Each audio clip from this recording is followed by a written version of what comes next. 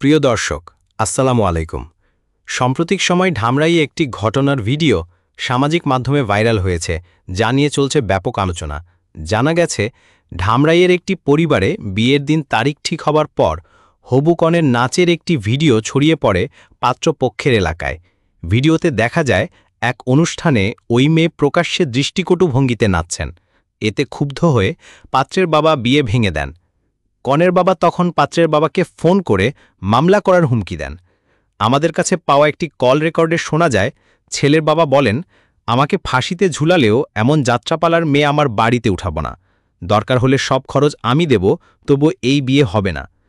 এ সময় দুই পরিবারের মধ্যে তীব্র বাকবিতণ্ডা হয়। এ বিষয়ে জানতে চাইলে পাত্র জানান, আমি কলেজ পড়ুয়া এক মেয়ের সাথে বিয়ে করতে চেয়েছিলাম।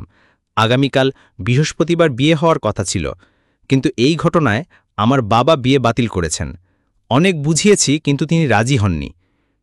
পাত্রের প্রতিবেশীরা জানান, গ্রামে অনেকেই ওই নাচের ভিডিও দেখেছেন এবং পাত্রের বাবাকে এই বিষয় নিয়ে অপমান করেছেন। সে কারণেই তিনি বিয়েতে রাজি হননি। এই বিষয়ে কনের বাবা কথা বলতে রাজি হননি এবং বিষয়টি গোপন রাখতে অনুরোধ করেছেন। ঘটনার সত্যতা যাচাই ও উভয় পক্ষের পরিচয় গোপন রাখা হয়েছে।